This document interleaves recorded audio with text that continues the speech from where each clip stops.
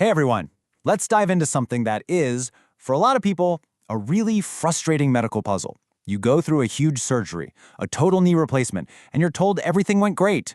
The x-rays look absolutely perfect, but your knee still hurts. We're gonna figure out why.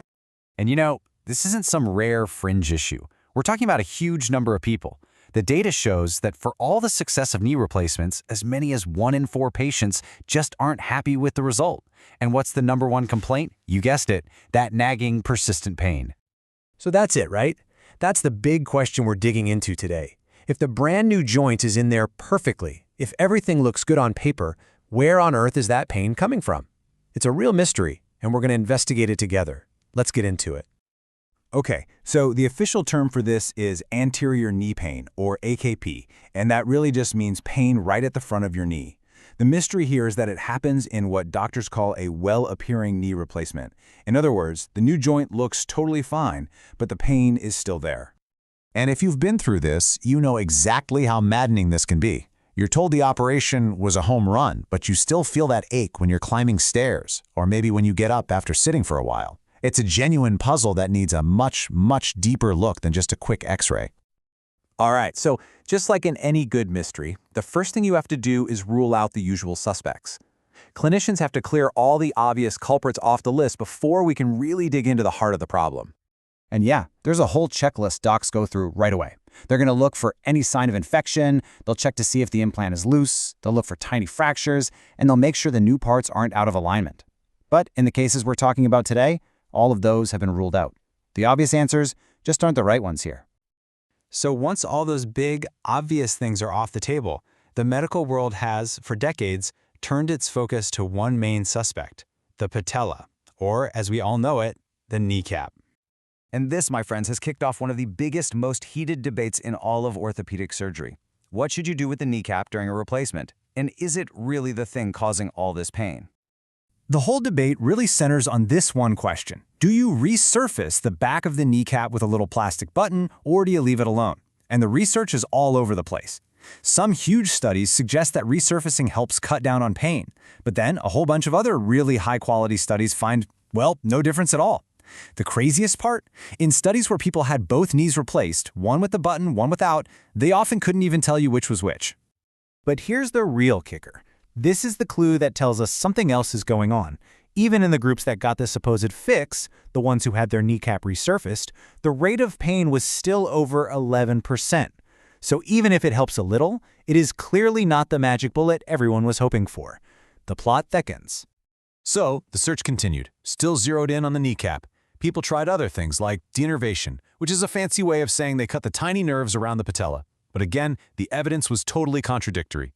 Another theory was overstuffing, the idea that the new implant parts are too thick and make things too tight. But nope, studies couldn't find a clear link to pain there either. It seems the more we stare at the kneecap, the less it makes sense. And all of this confusion leads to this really powerful quote from the source material. It's basically the investigators saying, hey, wait a minute. Maybe we've been chasing the wrong guy this whole time. What if the patella isn't the main culprit after all? So it's time to zoom out. We've got to expand the crime scene. And this is where the story gets really, really interesting, because we're going to start looking for answers not just in the knee, but way beyond it. Let's just reframe this whole thing for a second. What if the knee is innocent? What if it's not the problem at all, but just the victim? The place where the crime happens, but not where the criminals are hiding. What if there's a conspiracy going on somewhere else in the body? And this is where we have to talk about something called the kinematic chain. It sounds complicated, but I promise it's not. Just think of your body as a big, interconnected machine. Your core, your hips, your knees, your ankles, they're all links in a chain. And if one link is weak or wobbly, let's say your hips, then another link down the line, like your knee, has to pick up the slack and take on way more stress than it was ever designed for. So here's how that domino effect actually plays out in your body. It might start with a weak core.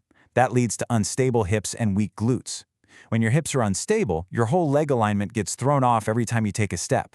And where does all that wonky, abnormal force end up? Boom! It gets dumped right onto the knee joint. So the pain is in the knee, but the problem started way up in your core. Now, that doesn't mean we completely let the knee off the hook. While we're looking outside the joint, we also need to look deeper inside it, at things that don't show up on an x-ray. The research points to all these soft tissues that often get ignored.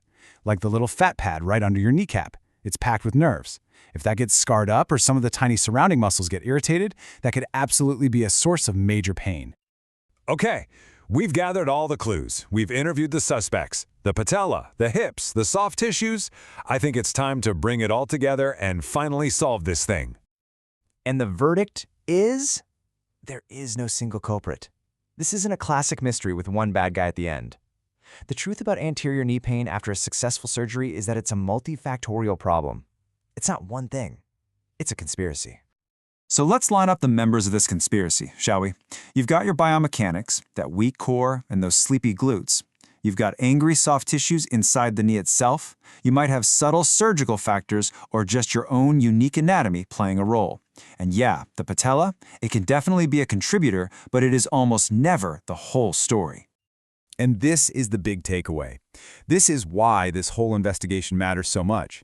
Because if the problem is a conspiracy, then the solution has to be a team effort. You can't fix this by just staring at an x-ray of a knee. You need a holistic approach. You need physical therapy that strengthens the entire kinematic chain, the hips, the core. You need a careful look at the soft tissues. You need a plan that's about the whole person, not just one joint. So that leaves us with one last really big question to chew on.